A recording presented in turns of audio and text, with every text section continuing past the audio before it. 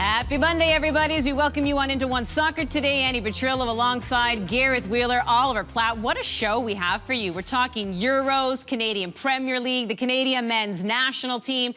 And guys, we begin with Toronto FC. He replaced Greg Vanney in the offseason, was just at the helm for 11 matches in MLS with TFC, and Chris Armas was relieved of his head coaching duties. This coming on the heels of the franchise's worst loss, 7-1 to DC United. They have just one win in 11 matches. They're last in MLS with 5 points. They've conceded the most goals in Major League Soccer as well with 27. Gareth, your reaction to the firing and the timing of it? The first part is I'm feeling pretty sympathetic for Chris Armas here. Obviously the team wasn't good enough. It doesn't appear to be the right hire. That doesn't really need to be said. But for a guy to go on and start coaching a team, taking over from a club legend like Greg Vanney, then going on and just coaching 15 games, 11 of them in the league, and none of them coming in Toronto, the place that he was hired to coach in, that's tough. And the circumstances played against him. Didn't have his designated players, the COVID outbreak in preseason. It's been a series of disasters, and they've all piled up and spiraled, and it's almost turned into that death cycle that ended up costing him his job. At the same time, perhaps he was a little bit naive thinking that he was the right man for this job, because the way that the team was, the personalities within the team, the way that the players played, the fact that it was an experienced group, I think it was being held together to a certain degree. I do think it's a very good group of players, but it was being held and utilized in the previous regime in a way to maximize. And perhaps he came in and thought he could do things his way, and that would simply translate. I think that we now understand that that simply isn't the case. So his own naivety, I think, kind of led to his downfall. And look, unless your name's Ralph Hasenhüttl, you can't give up 7 goals and then keep your job. And Hasenhüttl did it twice at Southampton. So look, nice guy, wrong man for the job, and now it's about going out and trying to bring in someone short term that could potentially salvage the season. But I'm sympathetic to Armas based on what he had to go through, because I mean, 15 games, it just looked to be a little bit of a disaster.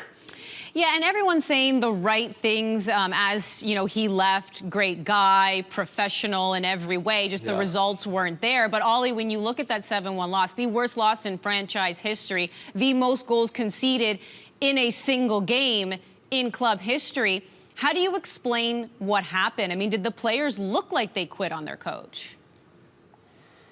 Yeah, there was certainly a few indicators of that, right? I don't think it was just the DC game, but you look at the way they've been starting games over the past few weeks, the amount of early goals they've been giving up, either whatever the coach is saying out of the gate isn't hitting home, or the players are choosing for it to not hit home because they're not listening, right? Neither option is a very good one, but certainly when you're in a game like this and you get to that second half and you start to feel like the game is slipping away from you, a red card, obviously you go down to 10 men, the players know the situation at that point. They know what's going on here, and they know that you know, losing 4-1 is one thing, but if they let that game get away from them, the coach is going to be in real trouble. They understand that, and so I think when there's not some kind of, you know, some kind of fight, some kind of willingness to really make sure that that game just doesn't get completely out of hand in order to protect the coach, I think that speaks for itself. Like, I know players like Michael Bradley have come out and, you know, backed the coach 1,000%, I think he said. I'm sure there were some players on that team that did back him. I think that was genuine. But for others, I think, you know, actions spoke louder than words, to be honest with you. And it does seem like, you know, hard to look past as a coincidence that the first game of this losing streak was the one where Josie Altidore got substituted and then obviously withdrawn from the team. And things have just absolutely spiraled since then. It seems like some of the players maybe took one side over the other here. And that's pure speculation, you know, because we're not there. Like, we're not around this team. That's what makes it so difficult. But Olly, this is a group of experienced players. Like, there's winners in this team.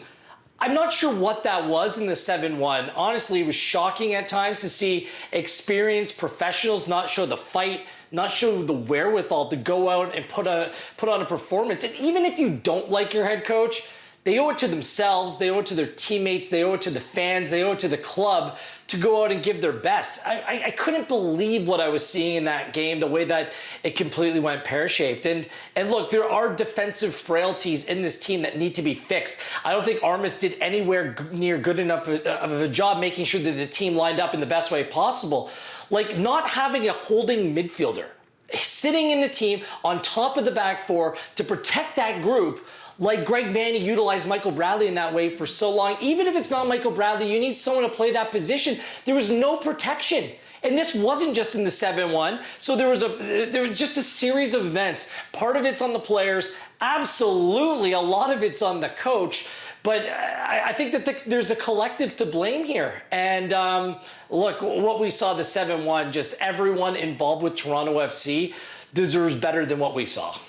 It's crazy that less than 3 months ago, we were talking about how Chris Armas coming on board CONCACAF Champions League, and their victory over Club Lyon was top 10 in franchise history. 11 games into Major League Soccer, and he's gone. Yeah. But on that note of this being a collective thing, Gareth, but I'll come to you, Olly. Are eyes on GM Olly Curtis right now? I think they have to be. I think there's a lot of pressure on him because Chris Armas really did seem like his guy, right? His hire, and he really vouched for him. He spoke so much about how many candidates they've interviewed, a long, long list of candidates from all over the world, all over different leagues, and ultimately they settled on Chris Armas. So the fact that it's gone pear-shaped in 11 games and no one is even dissenting that it was the wrong thing to do to fire him. If anything, it could have happened earlier. That doesn't say much about that selection process. I think with Olly Curtis right now, and this goes for the whole front office and Bill Manning as well, I think they've got to have a real hard think about how they're running things here, because I personally, it feels to me as if when Greg Vanney left, there was a desire to bring more of the power into the front office, more of the kind of direction in terms of the team's on-field vision and all of that kind of thing.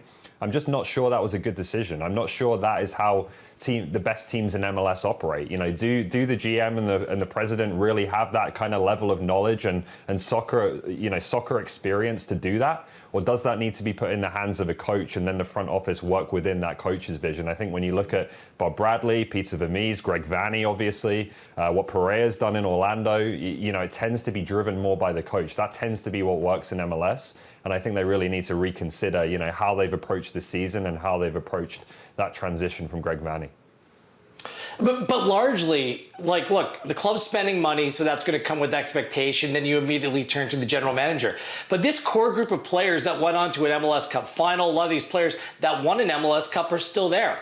I think that some of them have got a little bit older quick, and they haven't brought in the young players through like they should. So the one thing that needs to be done, I think some ruthless decisions need to be made about what players still fit the mold of where they want to take this, and then say goodbye to some others. Some players have been retained or given contract extensions that probably didn't deserve it. That's the first thing. The second thing that needs to happen is if you're going to go young, we've heard Curtis rave about the young players that are being cultivated and developed in the academy and the depth of talent in the Toronto area. Well, there needs to be a pathway to bring them through. And there doesn't seem to be that plan, at least before our eyes in place. Perhaps that was on the previous manager who simply got desperate. His team started to lose and he went away from that youth movement. But whoever comes in next has to be empowered to bring that group of players through, because other than that, what's Olly Curtis done? Soteldo's in, Kamar Lawrence comes in, Dom Dwyer comes in. He hasn't rocked the boat here. So I have a hard time saying this is all on Olly Curtis, but certainly some things need to be ironed out to make that transition from the old to the younger, make that seem more seamless. Okay, Toronto FC fans, though, guys, all they want to know is, can this season be saved? We know the guys are coming home on Thursday. There'll be a bit of a break. They'll play again July 17th. The hope is that they can start playing at BMO Field as well. So, Gareth, can this season be saved when you start to crunch those numbers?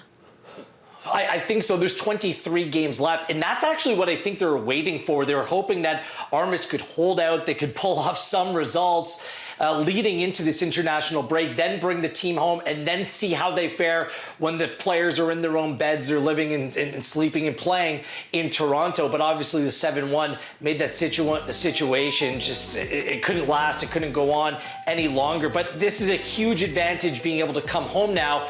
My understanding is that Toronto FC is now in the market for an interim coach, and they're just thinking short term here, Andy. This isn't going to be a long-term play. And that was a question that I asked them about whether it's of any benefit, the fact that you went through this hiring process just a few months ago in the winter in order to bring in someone quickly. But it seems like now that the season started, some of the prime candidates have gone on, accepted jobs elsewhere, that whoever they bring in after Javier Perez looks after the team on Wednesday night, it's going to be a short-term hire to get the most out of this group for the next 23 games and see if some of these very good players can, one, stay healthy, two, come together on the field and pull off some results. Because on paper, this team should be good enough to go on and make some kind of playoff push.